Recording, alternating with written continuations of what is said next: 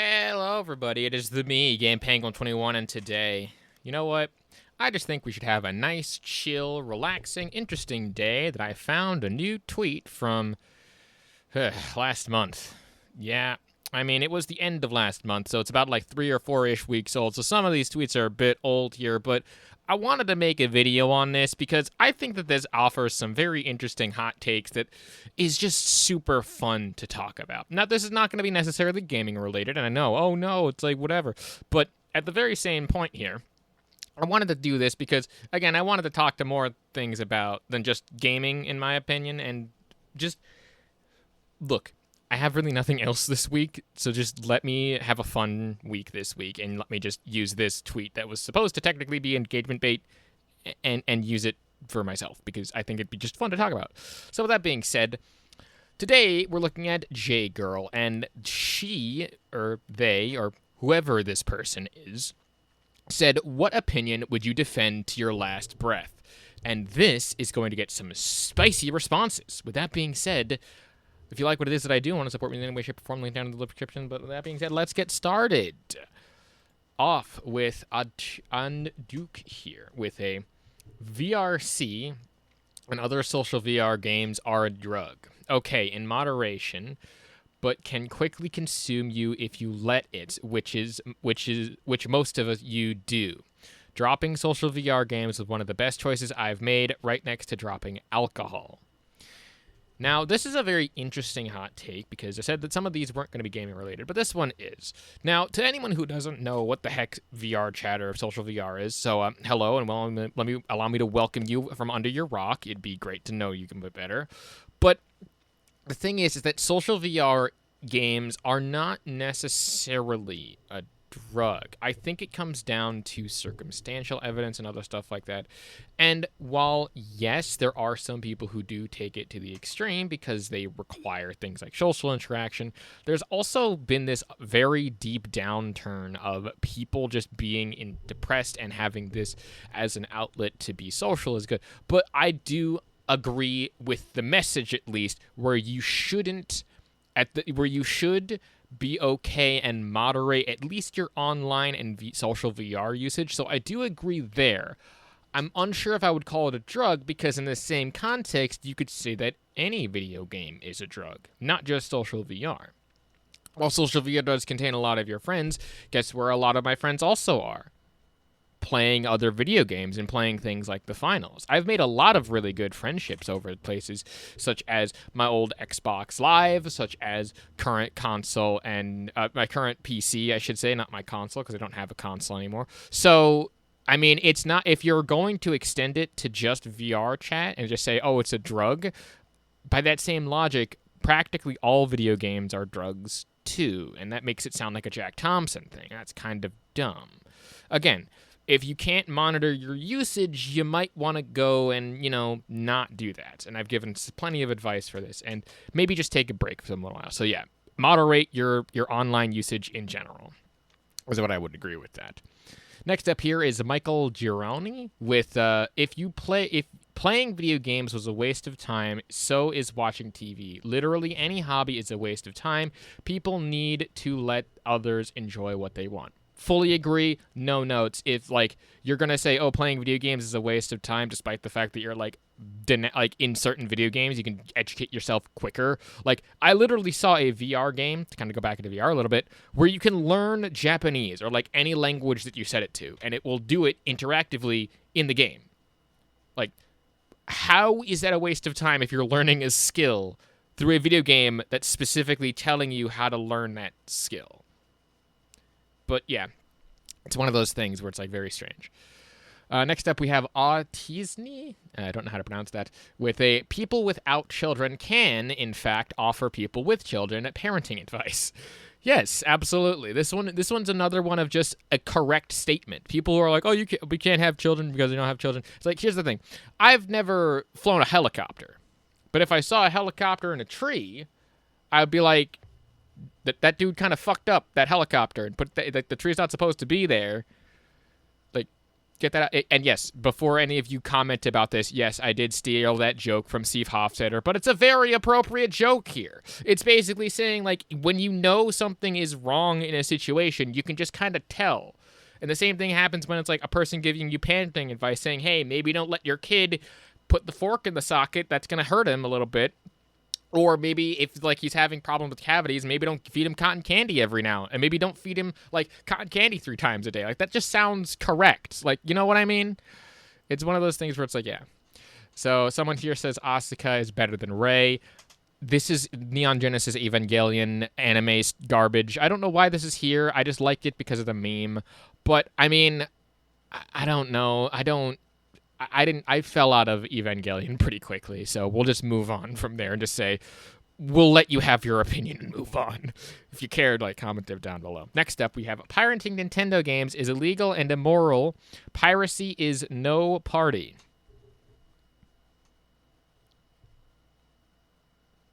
If you make your games available to people on platforms where they can buy it, piracy wouldn't be that big of an issue.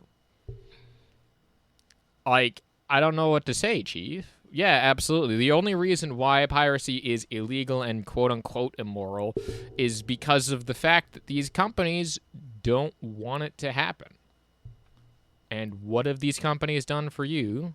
Oh, they've provided me with hours upon hours of content that I get to purchase from them. Yeah, I'd like to purchase them too. But I can't. Oops. Moving on here. We have Romulus with a bad games are worth playing more than good games because they can gauge why good games are good in the first place. And this is something that I find very interesting. I think that this is probably one of the statements that I'm going to agree with, but not with any stipulations, because it's interesting to look at how bad games failed. If you've ever seen, like, why this game failed, why this game didn't do so good, and why this game closes, it's always interesting to look at because it shows just how good some of the older games are and why some of those older games still today, like things like TF2, still stand the test of time. It makes it like that whole thing. Like, there's a premise that I found that I loved, which was called Shangri-La Frontier. It's an anime, and I highly recommend it if you're into video games. The people that used this created, like, a game world called Shangri-La Frontier, which is quote-unquote a god game. And in this quote-unquote god game, like, everything works, and it's like the super realistic, super really good VR stuff, but the main protagonist is actually what's called a shit games hunter. That's literally what he's kind of called in there, where he plays garbage, shit, trashy games, but he does it for the fun of it because it shows, like, how effective some of those, like, niche small communities can do. And it's very interesting to kind of study those bad games because they're worth looking into as to, like, what the fuck happened. Like, to use another, like, real-world example, the reason why Aliens Colonial Marines, which was, like, this co-op shooter from back in the day versus, like, Aliens and stuff, the reason why the Aliens AI was so garbage was because of, like, one mistyping of a person's, like, thing in the code. And once that mistype was solved, literally the game became better. So, yeah. And it took, like, I don't know, 15, 20 years to figure that out. I think, like, maybe 16 years. Like, yeah, that's how much code there is in games now. But it's really incredible that, like, one typo in the whole game was garbage. It's really funny. Next up here we have Triss saying Barbarian is the best D&D class best D&D in Baldur's Gate 3 class. Don't you dare talk about my wizard like that. I may not be able to take you on in a head-on-head fight, but I don't care how big the room is. I will cast fireball. No, I'm just kidding. This is really funny. Anyway. Next up here, we have Mocha with a most furry VTubers don't deserve a platform no matter how innocent their character design and personality is. If you got skeletons in your closet and been found out to be a terrible person in the long run, and you don't deserve to be, then you don't deserve to be an idol in the community. Now, this one is very interesting. I don't think that this just applies to furry VTubers specifically. So I'm going to say that any bad actor that does get outed does tend to still have at least some power if they are popular enough. Now, this doesn't happen all the time. There are definitely cases where the person did have a probably smaller-ish platform and then completely fell off for whatever reason. I think, like, just the thing is deplatforming someone is something that I don't really stand by. I don't really like using that as an example and saying, oh, these people, they did all this bad stuff and I shouldn't do it. Yeah. If it's a pattern of behavior and it puts people in danger and there is provable, reasonable amounts of evidence to suggest that they could do it again, absolutely. That person does not need to have a voice in that community, and that person should at least be, like, taken down a peg or two if they're, like, still having an ego problem. But if it was, like, a past problem that they've learned from, unsure if they should be that deplatformed. It's one of those things where it's like, sure, in some cases I can see it, and I agree for the most part. I agree, like, up to a specific point, but it's very hard to say, like, who deserves a platform and who doesn't deserve a platform sometimes. There are some people out there who I will agree. If you show me their picture and you're like, this person did this and this and this, it's like, okay, that person probably doesn't deserve the platform. But I think it's more of a case-by-case basis thing. If there's a half-assed apology and he doesn't actually mean it and then goes back to doing what it is, like, then that person's a piece of shit. So it's like, again, it's more nuanced and gray than that. It's like, you can't do that because everyone has skeletons in their closet, and sometimes it just needs to happen. Again, I am going to respectfully disagree on specific points and just say that in general, if a person, no matter how innocent the character design is, if a person is deemed to be a detriment to the society or to the community that they are in, sure, they do not deserve to have a platform or a voice within that community because they don't represent that community well enough, in my opinion. So, again, long story short. Oh boy. And what's odd enough about this is that I go on to pan furry VTuber. I did not plan this at all, by the way, with a having pride stuff in video games won't poison the youth. 90% of kids playing games online already say most of the awful slurs and out-of-pocket stuff to strangers. A few colors aren't going to hurt anyone. And I mostly agree. I've met some, like, kids with pretty foul mouths right now. I mean, I myself have a pretty foul mouth, but I've been able to control it for the most part, and mainly I'm just kind of not talking about it to anyone else, unless I'm just wanting to do a little trolling and just, like, talk trash to people, which I think every one of us does, at least, like, when we're gamers, at least we do that, like, once every blue and a half moon. Like, for some of us. Like, for some people, like, they're toxic 24/7. Who cares? Just mute them and move on. Or, like, just play the video game. Who cares? But if they're, like, actively killing you, maybe just leave the game and don't do that. And just, they're not worth playing with because they're a toxic piece of shit. But, like, at the same time, you have these 12-year-olds who think that they're hot shit at the video game because they don't have, like, jobs and responsibilities and stuff outside of playing the video games and things. And it's like, I know, it's like, you're like an old man. It's like, I'm a year out of college, and I just recently decided to get a job, or I got a job opportunity that I'm going to be chasing up on.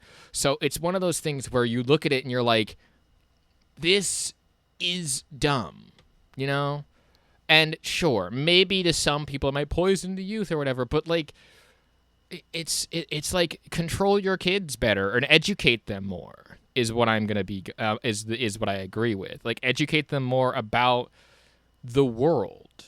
It just kind of, like, sheltering them from the world is not gonna help, at least not in today's society. So yeah. I guess up here we have a mega common with no one should be harassed if they post something, but you need to be aware that the moment you post something, you're open yourself up to critic, ridicule, and and a plethora, that's how you pronounce that, of individuals. You can also use the tools that are available to you to block, mute, and report. That's your right. This isn't to say people who attack you are in the right, but you need to understand how the internet works. I have no notes here. That is just 110,000% correct. You have the tools at your disposal. Use them. Next up here, we have Cryptids Enthusiast. Ooh, very nice name. With every group has its problems and both extremes suck. It's just important to find a compromise. And I believe I also agree with this as well. It's very important to find the people that you, in the hobby and in the places that kind of align with what I think Gray would say, like GCP Gray would say, and like people who align with their personality matrices. And I think that it's important to find that balance of people that you like, that people that you don't like, and just understand like where you fit into that group. For me, I always tend to be on like sort of the outskirts for the most part, but but I'm so magnetic that I tend to draw people in, and I can go outside of my bubble every now and again, and it does end up working. So I'm kind of one of those like social chameleons that I can blend in with most groups. So it's just nice to know that. Next up here, we have a fantasy artist, or Celazi. I don't know how you pronounce that particularly. Sorry if I butchered your name. You are allowed to call yourself an artist regardless of your skill or whether or not it makes you money. Correct. You're an artist if you can make something of value that is your experience. Absolutely. Where I have a problem is when an artist calls themselves like a high artist or prices themselves out of specific like price brackets for one reason or another. And again, that's one of those things where it's like a double-edged sword, and I can see the other side. There's definitely another side to that where pricing yourself out of your skill range, to me, is where I tend to be like, that's a little bit of a but you should get paid for your time if you are doing this for something. If you're doing it for like $1 million or another, yes, please. Like, again, if an artist is making you a gift for some reason, don't just, like, basically look at them and say, why is this not as professional as some of your other drawings? They're doing it because they enjoy it. And whether or not you do it because you enjoy it or whether or not you do it, you're still an artist or a creative because of it. Like, I don't do this for money at all. I just do this because it's fun to talk about stuff on the internet. But, I mean, I don't make money at all. I still consider myself a creator. So you can extend it out to other stuff. So there is definitely a line as to where you can say you're an artist versus not an artist, and that's a line that you're going to kind of have to draw for yourself. So, yeah. Next up here, we have Lieutenant Cameron with Halo 4 is actually quite good and a good Halo game, and Reach has the worst art style and gameplay loop to date.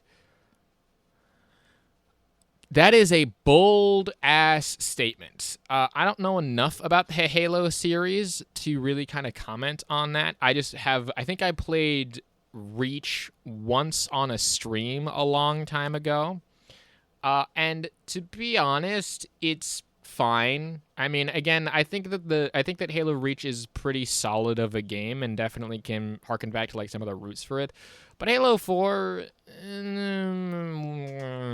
it's more of an opinion for the Halo community. It's a very interesting statement, though, by the way. Except here we have Stanley, NPC, with these posts are so effing boring and repetitive. I see a good dozen of these every day with millions upon millions of views, and they serve absolutely zero purpose. In the end, they are just desperate engagement bait, and I've fallen for their trap. Congratulations for being self-aware, and yes, this is 100% engagement bait. But I mean, at least like I get to make some funny content about it, in my opinion. And to me, it's a fun little experiment to just kind of like put feelers out there for things. And again, it makes for good, easy content to kind of look into, especially if you're making a video like me and have deadlines and don't know when you're going to be able to make the next video. So. Next up here, we have a Kelpie with jokes about hating kids or harming kids are never funny, and I refuse to let them get away with it in my presence. For this, I'm just going to say that comedy is subjective. To be quite honest, when someone says, like, yeet the child or something like that, I find that hilarious because it's like the imagery of that to me is funny. And again, it's very, very it's like it's not funny to you, absolutely. Like I will probably not make those jokes around you, but to someone else like with a darker sense of humor that really kind of comes across like that. And comedy comes from places of things like tragedy and stuff like that, and being able to laugh at things like eating a child or drop kicking a child, that's funny to me. Like it just tickles that thing. Next up here we have Jade Law with video games are art. I have no notes here again. This is just facts. Like, this is 100% facts. There is nothing wrong with this statement. Next up here is I will not lower my prices to the artwork of oil paintings because I not only do I love what I create, but I am self-taught with over 8 years of experience. Plus, there are artists charging 6 figures for the same category of my art. I may only charge 1 to 10K for. Now, for one, this person here, Kersonia Robertson, Miss Robertson here, is like her art is looking fantastic. By the way, like I have an image right up on screen. Take a look at it; it's very good. Definitely worth at the very least. Like I think this is definitely worth maybe 5K at the very least. But lowering your prices for your art in general is something that is very weird to some people because they're like, oh, why you charging like $2,000 to $3,000 for this? Is like it's a digital art piece. It's like, yeah, but you're not paying for the art itself. You're paying for their time. You're paying for their service because they're making you and creating you something. Which is what I said earlier about like knowing your time and knowing your worth for what you get charged for. This is one of those times where it's like, if you make artwork this good, and I've known a couple of oil painters in my time, if you make artwork this good, charge what you think your time is worth, and if people aren't willing to pay it, it's whatever. Like, to use a personal example, I put up an old graphics card online, and the person's like, hey, I'll pay you $200 for it. And I'm like, no, I'm firm on the price of it, about like $400 or $500. I was like double his price point. He's like, oh, you'll never sell it. Sold it about 2 weeks later. People, if there's a product out there that people are there are people out there who are willing to pay for it just as much as there are many people out there that are willing to not pay for it. So yeah, art's no different. DC is better than Marvel in every way, from a good old Just Temple. I don't really have anything to say on that. I like both equally, personally. But I mean, if that's your opinion, that's your opinion. It's fine. It's again, not the best, but it's really interesting.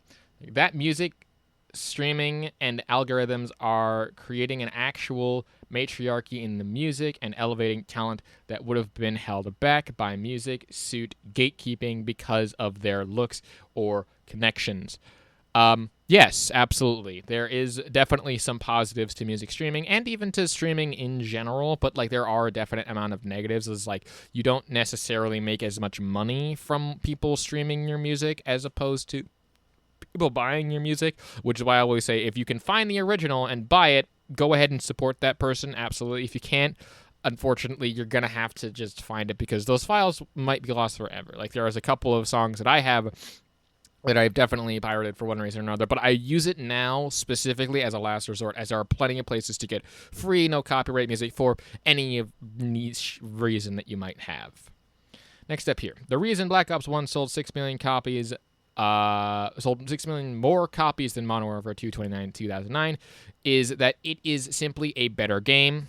I honestly think that that's mostly true because, again, to me, Black Ops 1 was actually my first Call of Duty that I ever actually played. It was super good. I played it on the Wii. It was very strange to play it on the Wii, but I loved every second of that, and it was my first introduction to, like, hardcore-ish type video games. Definitely worth it if you can find, like, it online. I'm fairly certain you can find, like, plenty of things to play it online. The campaign always sticks with me because I still quote things like, Mason, the numbers, like, to this day. It is just absolutely fantastic, and I do think that it's a little bit better than Modern Warfare 2. I think they're in the same ballpark at the very least, but like very edgely, Modern Warfare 2. Yeah, no, it's not as good as Black Ops 1 in my personal opinion. So I agree with this. Next up here, we have Kawaii Guy with a majority of popular online creators did not find their success because they are talented. Absolutely. This one's just kind of correct. They weren't talented to begin with. They were just very charismatic, which I guess in some ways is a talent, but like overall, they're not necessarily like talented. That's stuff that comes with experience and with time specifically. Next up here, we have Emo Strip Club saying we don't eat AI, speaking as a CS major. I mean, positives and negatives. I've kind of grown to be like AI has its place, but it definitely needs more human input than anything else. AI can work, and I know someone else who is like a computer science person who works in the industry and has done it for years, who uses a lot of like AI stuff and kind of copies and pastes some code. But overall, right, AI usage in the ways that people are trying to implement them now in terms of creating something from nothing is garbage. Like, that process I hate. However, if there is human input in that, saying like they use AI for like a reference image and then work off of it to create something else, that's fine. Use AI as a starting point to kind of work off of it and do something else. Like, if you use AI as a starting point or use it to help within a specific process to make it faster, that's fine. That's the proper usage of AI, in my personal opinion. But you don't need it for everything. And I think that will about end that there. There's several more tweets here. But to be quite honest, this video has already gone on longer than I would have liked to. But I had a lot of stuff to say. So, to be quite honest, I think I'm going to call it there. Again, if you like what it is that I do, want to support me in any way, shape, or form, links down to everything in the socials in the description down below. I did release an album quite recently. Go and check that out on the Bandcamp. With that being said, my name is GamePanguin21. Again, thank you so much for watching this episode of me ranting into a microphone about Twitter. And a peace. Off. Hey man, can I get a favor? Yeah, sure, I know, see you later. Sometimes I just wanna be a hater. Gotta wash down the top 40s with a chaser. Your voice starts feeling like a waiter. Scraping my mind against a cheese grater. Before you go, sir, you have to sign a waiver. That's alright, I'm aware of the danger. You wanna get away? You better get in line. Won't go another day of wasting any time. I've got a lot to say, can't hold it in this time. Got no filter, I got no filter, no filter.